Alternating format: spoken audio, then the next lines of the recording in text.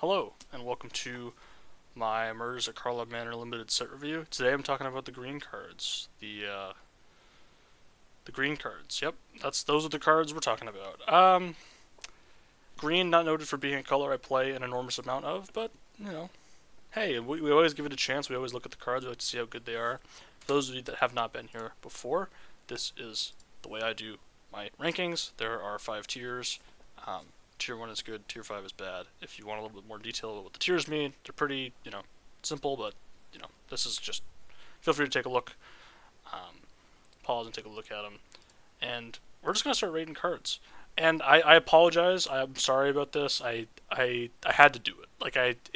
This is not me, okay? For those of you the meme image does not represent me as a human being, okay? I had to do it. Okay, it's not my fault that they made a card with Among Us in the name, and then they made the card have the shape of an Among Us in it. I just had to do it, and I'm sorry that now you'll never not be able to see this card without thinking about the Among Us guy in the card. However, onto the actual card itself, it's a 4 and a green enchantment, and when it enters the battlefield, you create 3 tokens of 3 different creature types: Merfolk, a human, and a goblin. And you can sacrifice the enchantment, and you choose one of the creature types secretly, and then when you sacrifice the enchantment, if the creature is attacking, if target attacking creature token is of the type, you put 3 counters on it and gain set until return. I've firmly put this card into the weird tier, also known as tier 4, where it's extremely weird, and I don't think it's very good. I mean, it does make 3 things for 5 mana, which, it's not, I don't think this is unplayably bad. Basically, like, your opponent, I think if you're the opponent, you're supposed to just call. Like, if they attack, 3/1/1s into your 2/2, it's like plus EV to just call and block one of them. Like, yeah, maybe they get to sacrifice it and eat your guy, but most of the 2 out of 3 times they can't. And if they attack with just one thing, that's the one that they chose. So, like, whatever. And then they're probably just going to sacrifice it. It kind of doesn't make sense to, like, not sacrifice it once you've committed to attacking with just one thing. You kind of like you're like priced into sacrificing, because then it's just the value of the surprise doesn't go anywhere unless you're bluffing. But this is a card. This is a prime scenario of why bluff with this card. It doesn't actually accomplish anything to bluff. So realistically, you kind of are just attacking with the thing that you've chosen. And it's I don't know. I'm on weird. I'm not gonna play this card a whole lot. It does some weird. It does some like weird, nice enchant. There's some enchantment synergy, like very light, mild enchantment synergy in the set, sort of like scattered in green and white. So this kind of helps you there, but no, just stop buying it. Aftermath Analyst. 1 and a green for a 1/3. When it enters the battlefield, mill 3 cards. And if a 3 and a green to sacrifice it to return all land cards from your graveyard to the battlefield tapped. So this card is really trying to be carried by the an ETB mill 3, and I don't think that's completely irrelevant. But I think you can do a lot better than that on a 2 mana 1/3, and we will see a card that does that better later. And we have already seen it. If you saw the title slide, it had the card that I'm talking about. That is a 1-drop. This card, yes, in theory, you're getting, the lands back, and yes, I do think that in this format in particular, you're going to have a lot to do with your mana, and, more to do with your mana than the average limited format, just because the disguise stuff allows you to spend a lot of mana and play larger creatures in your deck, because you can play them on turn 3, and it's not a disaster if you draw them early. So this card does kind of help you with that, but I really think, you're never activating the second ability. It's just never happening. And so as a result of that, the card kind of loses it for me there. But if you do really want the mill, if you really just want a 2 mana ETB 1/3 that mills 3, maybe maybe this is okay. That's kind of how I feel about it. Airtight Alibi. 2 and a green for an enchantment. With flash, enchant creature, it's an aura. When it enters the battlefield, untap enchanting creature, gains hexproof until end of turn. If it's suspected, it's no longer suspected, and it is +2/+2 and can't be suspected. So this is a 3 mana trick, and I have given one 3 mana trick in this set review already in red a pass, despite being a 3 mana trick. I have given it a little bit of credit by putting it in tier 3. This card is not getting the same level of credit because 3-mana tricks, it's so much mana. It's just so much mana to be holding up to do this thing. Yes, the effect looks good at face value, but it is susceptible to all of the things that 3-mana tricks typically like fall victim to, and especially in this set, like any type of removal, just instant speed interaction destroys this card, just absolutely destroys it. Like you just lose the game on the spot. If your opponent has a combat trick, it's probably still going to be pretty bad for you. Like there's a lot of ways this goes wrong, and having to invest 3 mana in something that like having to hold up the mana and like be like my opponent is like maybe going to do like maybe they're going to attack me, and then like maybe they just don't attack at open mana because you're holding up 3 mana. I mean, it is certainly something to keep in mind, and I just maybe this one gets there, right? It does leave a permanent effect on the creature, but generally these effects are just they just are too much. If it were 2 mana +1/+1 hexproof, we've seen that be very good, and in this set we have basically that in blue, it gives flying, but the difference between 2 and 3 mana is enormous when it comes to protection spells. And even 1 and 2 mana is enormous as well. Analyze the Pollen. Single green mana for a sorcery. As an additional cost to cast this spell, you may collect Evidence 8. Search your library for a basic land card. If evidence was collected, instead search your library for a creature or land card. Reveal that card, put it into your hand, and then shuffle. So yeah, this card plays similarly to a card in Brothers War that was called Dig Up. Dig Up was a rare that had Cleave, or was that wasn't Brothers War? That was Crimson Vow. Sorry, where it was a single green mana, and you could search up a basic, or in the late game, you could spend 4 mana to search up a creature. Now, this is, I would say, better than that card in basically every way, because, Collect Evidence 8 is kind of a large number, but if you're playing any of the uncommon double spells, the dual spells, the split cards, I guess is what they're called. If you're playing any of those, if you just exile 1 from your graveyard, this just is your Collect Evidence 8 you already got there. And that's part of the reason I think that in your green deck specifically, the collect those split cards are going to be valuable, just because they collect they collect evidence for cheap. Like you pay 2 mana, you cycle your card, you get that card in the graveyard, and then you can collect evidence with it and power up your spells. I think that kind of stuff is really good. That being said, this card just replaces a land. Straight up, you replace a non-forest in your deck with this card, and it's good fixing. So, you're going to like it. It's one of those cards you're not super thrilled about pack 1 pick 1ing, but you're going to be happy about it, and it's always going to make your deck, and you're going to be happy to play it if you're a green deck. Archdruid's Charm. Green for an instant. Choose one. Search your library for a creature or land card and reveal it. Put it into the battlefield tapped if it's a land, otherwise put it into your hand. Put a +1/+1 counter on target creature you control, then it deals damage equal to its power to target creature you don't control, or you can exile target artifact or enchantment. So, if you think about this as just a better version of Clear Shot that is way harder to cast, that's kind of how I'm thinking about this. It's going to be good if you can cast it. Your mana base to cast it is concerning. Now, green specifically does have more tools than other colors to be able to cast a triple green card than, say, a triple red card. But the mana cost is somewhat... I put it in tier 3 because I respect it and I think it's a good card. It isn't... It's going to cost probably more mana than maybe you think, and I don't know. I have reservations about cards like this where, yes, it's very good. When you cast it, it's great, but the when of when you cast it is also important. If you can't use your removal spell when you need to use a removal spell, it gets a lot worse. You're basically never using this to tutor. I don't think in limited. I think it's pretty rare that you're going to want to do that. Sometimes it could come up, but I think this is pretty much mostly a removal spell of some variety, and it is good at doing that. But yeah. Audience with Trostani. 2 and a green for a sorcery. Create a 0/1 plant creature token, and then draw cards equal to the number of differently named creature tokens you control.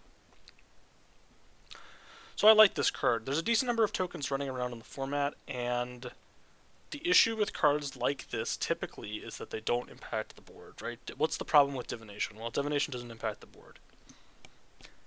Now, 3 mana for an 0/1 that draws a card, not good. But that is like two, like, we're like Phyrexian Rager was okay. It was a tier, I think, somewhere between 2 and 3 card in DMU when they reprinted it. And this card has the potential to be better than that card, and has the potential to be worse than that card, obviously, at its floor. I think that in most decks, this is probably going to be fine. Like, I think you're going to play it, and, you're not obviously super thrilled to play it on turn 3, but great. Well, this is the format for you. If you have a 3-mana spell that you don't really want to play on turn 3, this is the format for that spell, because there's tons of stuff you got mana to do with on turn 3. I like it. It does help fuel itself, and you basically just need one other token on the battlefield, and you're pretty happy. Right, Divination that makes an 0/1. That's not bad. That's not a bad card. It's not a great card, but it's not a bad card. That's what this is going to be a large percentage of the time. And in some decks, it's going to be like great. It's going to be hard to make it like really, really good. If you somehow manage to play the Among Us enchantment and then play this after that, you did it. You really got there. But yeah, not a dream that I'm aspiring to live. Axebane Ferox. 2 green for a 4/4 beast. It has Death Touch and Haste, and it has Word, Collect Evidence 4. Yep, it's really good. It's Questing Beast, pretty much, but worse than Questing Beast in some ways. And by some ways, I mean like pretty much every way possible, other than the Word. But yeah, I mean it's just great. Like this, Haste, 4 mana 4/4 Haste. It's just really good, really efficient, and Death Touch is great. The Collect Evidence 4 means that your opponent may or may not be able to kill it immediately, and that's good for you. Bite Down on Crime. 3 and a green for a sorcery is additional cost to cast this spell. You may collect Evidence 6. If you do, it costs 2 less to cast. Target creature you control gets +2/+0 until end of turn. It deals damage equal to its power to target creature you do not control. So, sorcery speed, bite spells, typically not very good. Now, this is also 4 mana. That's a lot. Now put this into tier 4. The real crux of whether this card is going to be good or not is whether Collect Evidence is something you need. You want to be casting cards with Collect Evidence, or it is something that is a bonus. It is either going to be one of those two things. In Wilds of Eldraine, we saw that bargain was active, like you actively wanted to bargain things, and it was a bonus to be able to bargain. Like, so you wanted just as many cards that said bargain in your deck as possible. If Collect Evidence is similar, this card is going to be good. If that is not the case, and Collect Evidence is a cost, then it's going to be tough. It's going to be tough for cards like this, where it's like, you kind of need to be collecting the evidence, or this just isn't very good. Because then you're using the resource on this as opposed to something else, and that's has knock-on bad effects later on in the game. So, I don't know. The one thing that's nice about this is the modality of being like, hey, I got 2 mana that I'm not planning on using this turn. I'll just cast it for 4, right? Like, I'll just cast it for 4 instead of 2. That is actually a nice thing to be able to do. But is it good? And my answer to that would probably be mostly no. And that's how I feel about this card. Case of the Locked Hothouse. This is an interesting one. 3 and a green for Case. You may play an additional land on each of your turns. To solve, you control 7 or more lands. And when it's solved, you may look at the top card of your library anytime. Play lands and cast creature and enchantment spells from the top of your library. So, when I first saw this card, I was like, oh, it's tier 5 garbage. And then I said, wait, no, let me cook a little bit on this one. And my cooking led me to move it up a tier. And the reason for that is, if this is solved on the battlefield, you basically just win. You are it's pretty much just winning if you can get this to be solved. Now, the issue is you're paying 4 mana to do literally nothing on the board, which is a problem. However, when you solve this, you basically get to draw minimum. I mean, yes, if you have ton of instants and sorceries in your deck, the card gets worse. In green, you're probably going to have a higher creature density than most other colors. You're probably going to have, and if you have like any ways to manipulate the top of your library with Surveil or Scry or whatever, and you get to look at the top card of your library all the time, you know, the best case, like the absolute best case scenario for this card is on turn 4 you play it and you play an additional land, and then the next turn you play 2 more lands and you solve this case. And then on the turn after that, which is 2 entire turns after this, you then get to just go off and play like 5 cards off the top of your library, maybe. And like again, playing an additional land, like the fact that you basically can't, you have like the problem with these type of cards a lot of times is, oh, I hit 2 lands in a row on the top of my deck and now I just lose. Like this does help you with that. It helps mitigate the odds of you just completely missing for a turn. So that's nice. And that's why I sneaky kind of like it. I sneakily kind of am like, maybe this card could actually do something. Because again, this is not me. This is not a me type of card at all. Like I'm very mid-range. This is not a mid-range card. This is a control card. And there are some decks, I think it's, if you have the right deck composition, this actually can get there. I kind of do believe that. And that's where I'm going to leave my rating of it. Case of the Trampled Garden. 2 and a green for a case. When it enters the battlefield, distribute 2 +1/+1 counters among 1 or 2 target creatures you control. To solve, creatures you control have 8 or more power total. And when it's solved, whenever you attack, put a +1/+1 counter on target attacking creature. It gains trample until end of turn. So this is really nice. I originally had this a little higher, and then I was like, I'm going to move it down a little bit. This is another case that's harmed by the solved having to check at your end step issue, which is like has come up multiple times with the cases. I assume they tried it. Like it kind of reads like a mechanic where like I don't know how, I'm not a set designer. I don't know if they designed the mechanic and said, oh, it checks at your end step, or they said, let's design the thing, and then they were like, oh, it's too good if you just get it immediately, let's make it at the end step. You know what I mean? I don't know which direction that went. It may not have gone either direction. But it does kind of feel like some of these, it's like, man, if this flipped immediately, wow, what a card. But just that delay really does kind of harm. Like the fact that your opponent can interact. I know it's pretty rare that your opponent's going to be holding up like instant speed interaction for for this type of thing. But they can interact and like prevent you from solving the case, like this type of thing. I'm just worried about sort of like those type of scenarios where you really like, oh, I'm gonna solve this thing, then I'm gonna get like big attackers for the rest of the game, and it just doesn't happen that way, and your opponent just kind of keeps you off it. But I do think in most games you're going to be able to solve this fairly easily, and I put it into tier 3 as a result of thinking that it's pretty good. But it does not impact the board by itself. That is why it is not higher. 3 and a green for enchantment chalk outline. When one or more creature cards leave your graveyard, create a 2/2 white and blue detective creature token and investigate. So we've kind of seen like 3 green cards in a row that I'm like, man, this is really interesting, and like if it works, you just win. But like this one of them, this one I think is definitely the worst. The reason is that it needs a lot of help. Like this one. When I said 4 mana do nothing earlier, this is 4 mana to do nothing. Actual nothing. Now, if 2 creature cards leave your graveyard, if on 2 separate occasions creature cards leave your graveyard, this card's just like you got your value, you did it, you got there. So that means you have to collect evidence twice, or we'll see the green common again that I'm referencing all the time that like is gotta be green's best. There's no way it's not green's best common. Surely Copium, it's not. It's gotta be green's best common. The 1-drop. The 1-drop is really good with this type of with this card. If the format is as slow as people say that the format might be, this card could get there. And that's why I'm not completely outright dismissing it, although I am putting it into tier 5, which is kind of dismissing it and saying, hey, it's probably a little too slow and not doing anything. But I like the guy's hat. He's got a nice hat. What can you say? He's got a nice hat.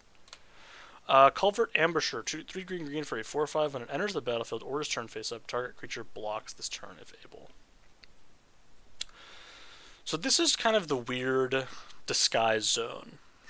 You know, like the 5 mana disguise that doesn't get a discount when you flip it for you can't flip for cheaper than 5. Now obviously it's easier to flip, it's single green instead of double green, so that does matter. But how much does the buyout matter on a 5 mana card as opposed to like a 6 or 7 mana card or something you can flip on turn 4? Like this is like, are you really that happy about disguising this on turn 3? No, because you're like, with a lot of the disguise cards in this set, on turn 4, you're getting your tempo back immediately if you have a 2-drop. With this card, like, you kind of just never get your tempo back. Like, you just kind of don't ever get it back. Yeah, your 5-drop has haste, but I don't know. So that is my first concern with this card and cards like it. But I do think this card's fine. Like, it's sort of interaction. If you have it disguised, that's really nice because you can attack with it and be like, "Yep, your thing's gonna block," and then I get to eat it, and that's great. But these type of like, "I eat your thing" cards always play a little bit worse than they look, and I'm sort of keeping it rated. And it's a 5-drop, so I'm rating it in tier 3. Fanatical Strength. 1 and a green for an instant. Target creature gets +2/+3 and gains trample until end of turn. We just saw this in LCI. It was green's best common by a lot. Now, it also went like, part of the reason it's green's best common is that nobody drafts it. Like, it's so weird with these type of with combat tricks, because a lot of the reason that they perform so well statistically is that they go so late in the draft, so you don't have to spend high picks on them, and they get to just be decent cards in your deck. And as a result, your deck gets to have more high quality cards than people that don't draft them.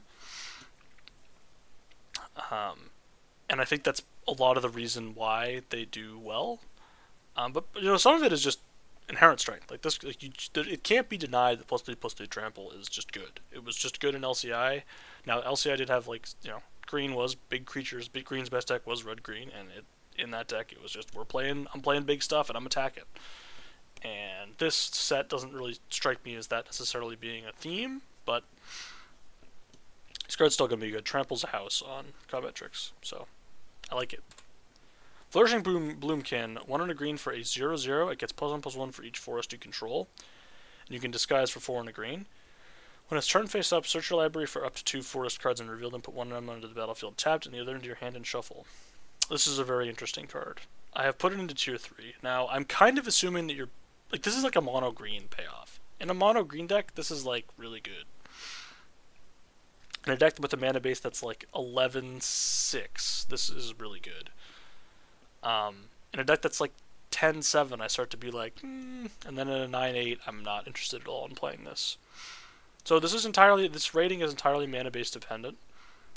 But in mono green, cards like House, and you can. There are typed duels at Rare that you can legally find and put onto the battlefield. So, it could come up, sort of. Yeah, no, I think this is fine. It's a fine card. It's good. I don't think in mono green. So I'm talking about specifically in mono green. I don't think you really want this anywhere else. So I'm not grading it like it would be in any other deck. In any other deck, it's like tier 5. You don't want to play it. So. Get a leg up. Single green mana for an instant. Until end of turn, target creature you control gets +1/+1 for each creature you control and gains reach. I thought about this card quite a bit. So remember Gaia's Might in Dominator United, and that was a reprint, and it was very good. It was a very good card.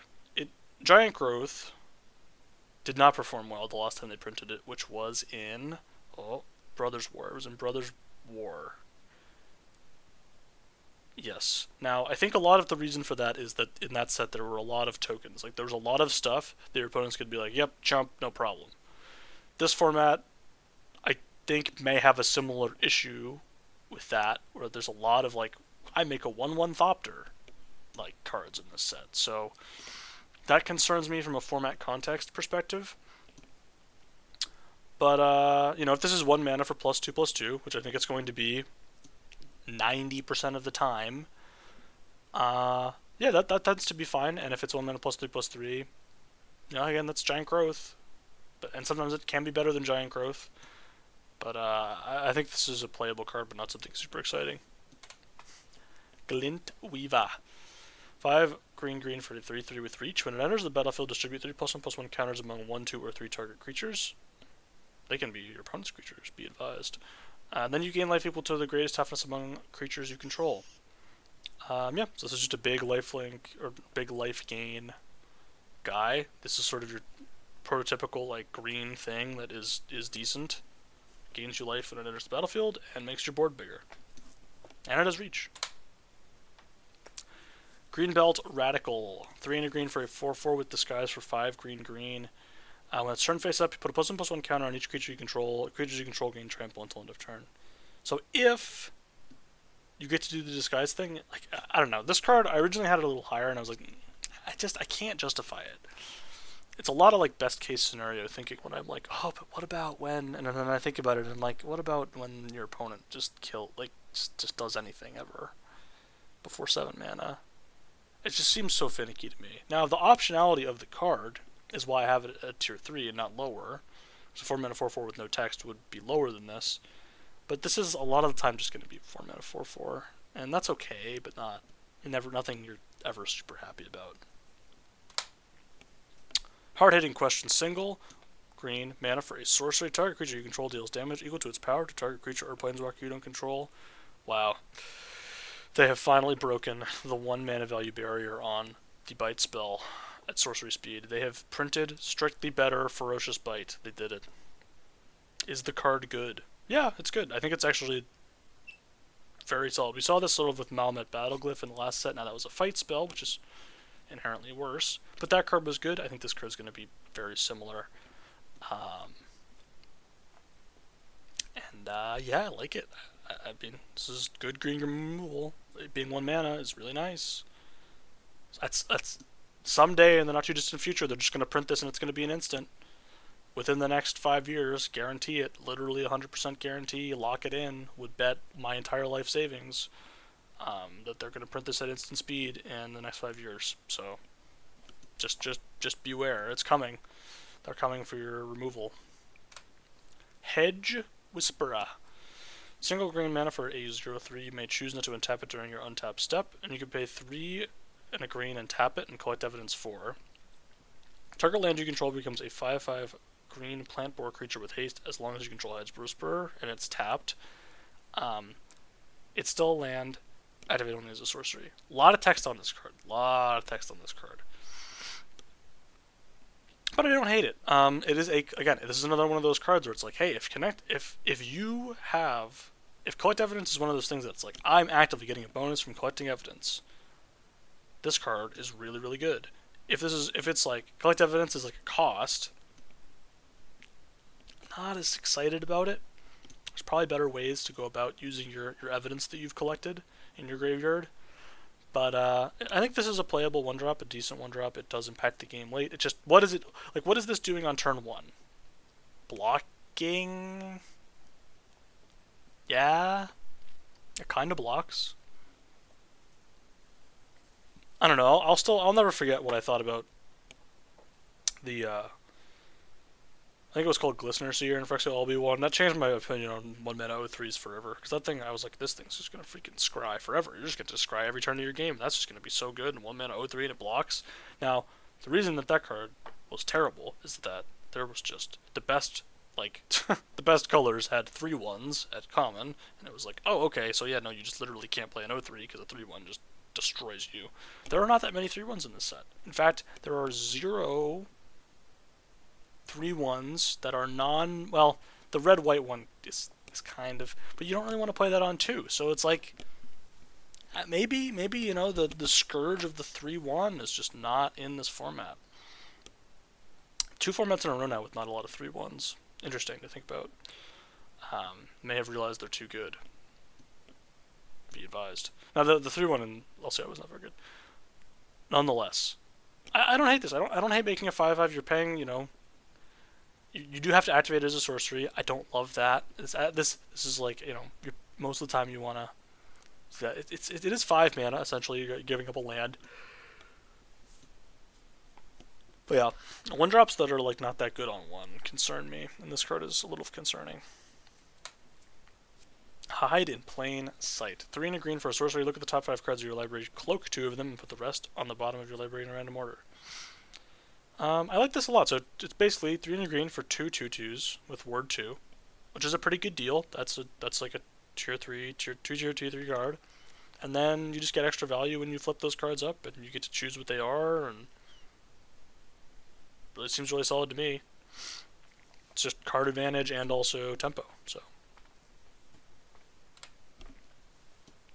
speaking of card advantage and tempo, Loxodon Eavesdropper, 3 and a green for a 3/3 when it enters the battlefield. Investigate. It is also detective. It doesn't really matter that much in green, but it is relevant. Whenever you draw your second card each turn, it gets +1/+1 and gains vigilance until end of turn. So on turn 5, you can crack your clue and disguise something, and it's not a complete disaster. And this, the cards like this that grow typically have issues when they're 4-mana 3/3s. But this one, just makes a clue on ETB. You're getting your value back.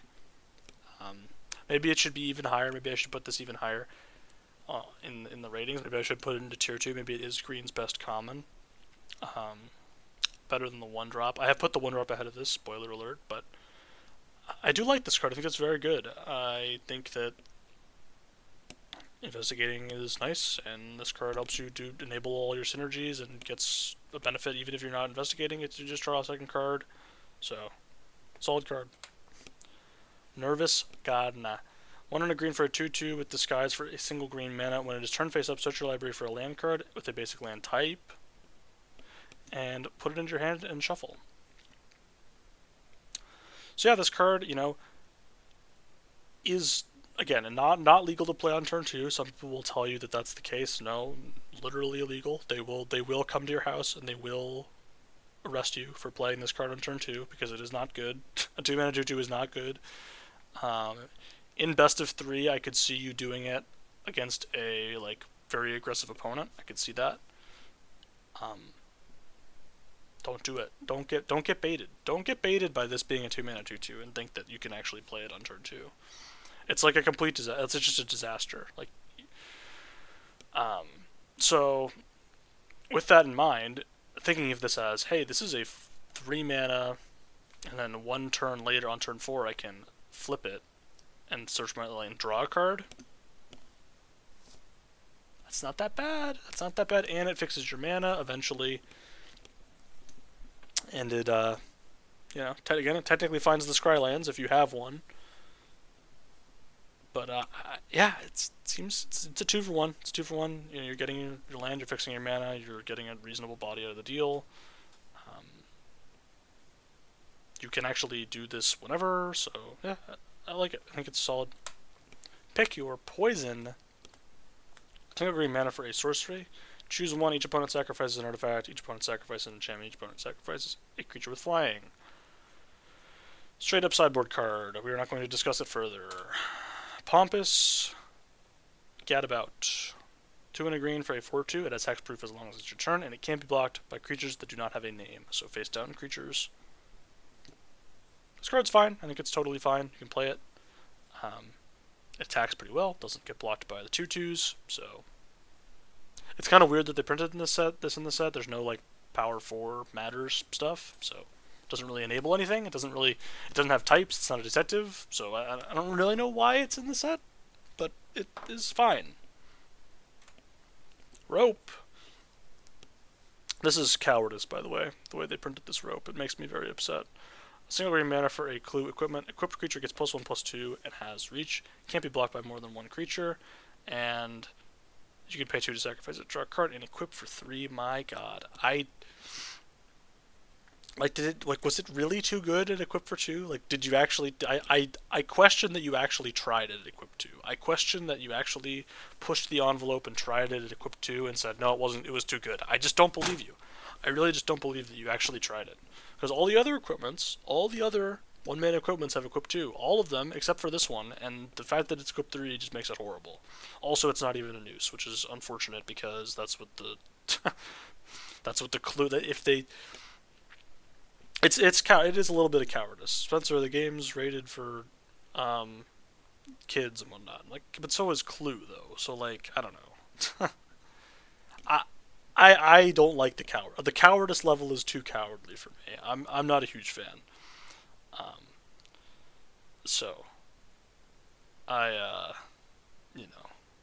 even just even if you just had it off the screen and it was just a loop, you know what I mean? Like even if you just did like this is the opposite. Like this is the opposite of how I would show this.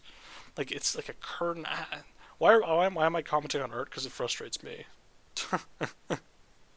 Because the card is so bad, and I have to find things to talk about that aren't related to the text on it, because it doesn't matter.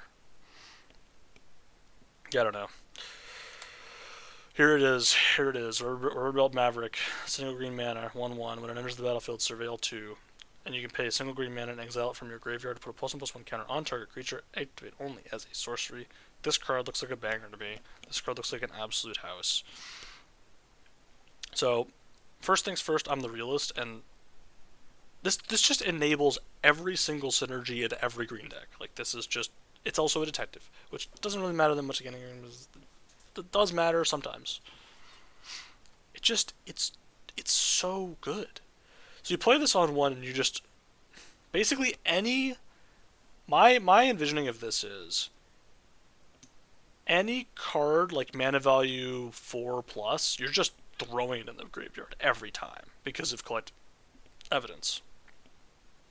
And then, if you find one of these in the top... Like, they get better in multiples, because if you find one of these in your top 2, it's free value. That's just free value, just free. And then there's all these, like, if when something leaves your graveyard payoffs. There's not a ton, but there is some that you know, make this thing better. I'm a big fan. I like this card a lot. I think it's very good. I think, you know, I actually think it might be best in, like, green-black, even. Maybe, shall I say it? But, yeah, I'm a really big fan of this card. I think it's going to be very good. Sample Collector, 2 and a green for a 2/3. When it attacks, you may collect evidence 3. When you do, put a +1/+1 counter on target creature you control. So cards like this, I've talked about before, you know, having to attack is an enormous cost, and this is a 3-mana 2/3. Now in this set, a 3-mana 2/3, not as bad as it would normally be, but nonetheless, I am still not especially enthusiastic about this card. Because even if you, like, collect evidence 3 and put a +1/+1 counter on it when you attack, it's like, great, I played a 3-mana 3/4. Like, did we really do it? Did we really get there? I actually should put this. I think I should put this lower. You know what? I'm gonna do that. I'm actually gonna put this in tier 4. I actually did it. I actually, like, put to the test my own theory of how good cards are. I was like, wait a minute, this is just Ichor Shade. Every time you see a 3-mana 2/3, the first thing that needs to go through your mind when it comes to card evaluation is this just Ichor Shade? And if the answer is yes, you can't put it higher than this on my tier list. And so that's the conclusion I came to with this card. And so I've moved it down. Sharp-Eyed Rookie, 1 and a green for a 2/2 with Vigilance. It's a detective. When a creature enters the battlefield under your control, if its power is greater than Sharp-Eyed Rookie's power or its toughness is greater than this card's toughness, put a +1/+1 counter on it and investigate. Yeah, I mean, this card's just... It reads a lot like Evolving Adaptive from... All Will Be One. That card was unbelievably good. It was so good. It was probably the best green card in the set that was not named Nissa. And that card is just just a house. And this card is a better version of it. I'm gonna say better. I'm gonna say it's better. It does have Vigilance. It's 2 mana. You know, a lot more than 1. Gets started a little bit later. Like, Evolving Adaptive was a 2/2 on turn 2, attacking, like, every time, like, every single game. This card is not attacking on 2 and whatever, but it also investigates, so it's great. It's a house. It's unbelievably good. Slime Against Humanity. 2 and a green for a sorcery. Create a 0/0 green ooze to creature with trample. Put an X +1/+1 counters on it, where X is 2 plus the total number of cards you own in exile, and your graveyard that are oozes or are slamming Against Humanity. So this is like a meme card. You can just play as many of them as you want. Whatever. There's not enough oozes or this card to draw. Like, you need 6 of these for it to start being acceptable. Because you need to draw 2 every game. Every game. Gotta draw 2 every single game. And if you don't, it's a disaster. So, if you get like 6 of them, you could do it. But, yeah, not super exciting. Pride of Hullclad. 10 and a green for a 2/15.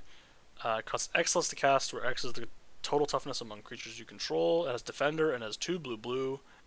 Until end of turn, this target creature you control gets +1/+0, and whenever this creature deals combat damage to a player, draw cards equal to its toughness, and it can attack as though it didn't have defender.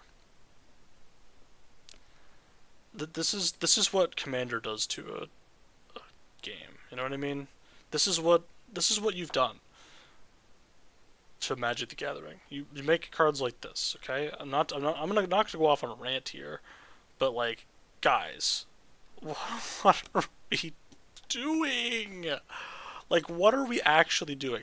The limited this card's like a tier. Like, I don't even know how to grade this card. It's like a 4 to 5 mana. Let's say it's a 5 mana 2/15 that sometimes maybe if you have blue mana and not double blue mana draws you some cards, but it doesn't attack. It's tier 3 is probably. It's just a lot of stats. I don't freaking know, man. I don't know. Okay. It looks like it's kind of playable. They went this way. 2 and a green for a sorcery. Search the library for a basic land card. Put it onto the battlefield. Tap it and shuffle and investigate. I think there's better fixing tools than this. Getting your card back and investigate is okay, but not super great. I think if you need fixing and you're playing a big like ramp deck, you can probably play this and it's not a complete nightmare, but not for me. Topiary Panther. This is much better fixing in my opinion. 4 green for a 6/5 trample with basic land cycling for 1 and a green. Refreshing. So this is the only land cycle in the format, but it enables collect evidence and it fixes your mana. And for those reasons I like it. It is something to do with 2 mana, which is very, very important in this format to have something to do with 2 mana at any stage of the game, and this does that very well for you. And I actually kind of like it even more as a result of that. The more I think about it, it has trample. I don't know. It's a late game card you can threaten, and it's a totally fine card you can cycle early. Tunnel Tipster. 1 and a green for a 1/1 at the beginning of your end step. If face down creature entered the battlefield under your control this turn, put a +1/+1 counter on Tunnel Tipster, and you can tap to add green mana. So it's a mana elf. Grows with the game. Unfortunately, it plays very awkwardly because on turn 3 you have 4 mana, and then this you don't really want to disguise something with 4 mana because it's 3 mana, so then you're waiting till turn 5, and then that's like, I'm not thrilled. If you really like these type of cards, you can play it. Definitely worse than the Frog we just had in LCI. The Frog was like really good. This card is less good. Yep. Undergrowth. Recon. 1 green for an enchantment at the beginning of your upkeep. Return target land card from your graveyard to the battlefield tapped. Not for limited. Moving on. Vengeful Creeper. 4 and a green for a 5/5 with Disguise for 5 and a green. And when it's turned face up, destroy target artifact or enchantment an opponent controls. This is a common. It's 4 mana 5/5, 5 mana 5/5 that you can play earlier. There are artifacts and enchantments running around. There are probably enough artifacts that you can pretty reliably be like, oh, I'm going to play this on 3 and then flip it up, and it's like kind of fine. I don't know, it's a 5-drop. Not super excited. I think it's fine. Maybe it's even tier 3 fine instead of tier 4 fine. It probably is at the end of the day, but just not. I'm just not feeling it. And the final card in green, V2 Ghazi Inspector, 1 under green for a 1/3. It's an additional cost to cast this spell. You may collect evidence 6. It has reach. When it enters the battlefield, if evidence was collected, put a +1/+1 counter on target creature, and you gain 2 life. Yeah, I mean, I don't love this. 2 mana for a 1/3 reach is not very good. And 2 mana for a 2/4 reach that gains you 2 life and puts a +1/+1 counter on target creature you control, or a 1/3 reach that puts a +1/+1 counter on target creature. It's pretty good, even in the mid game. That is relevant. The reach actually kind of like conversely gets more relevant in the mid game. So it's kind of like a 2-drop that you're not really that happy to play on turn 2. There's several of those in this set. 6 is a lot of evidence. I think it's okay. I don't think it's great. I think it's okay. And that's my green set review. That's all the green cards. I've talked about all of them. I hope you enjoyed or found some enlightenment in the lovely review of cards that nobody's played with yet. And we'll see how good they actually are. See you next time.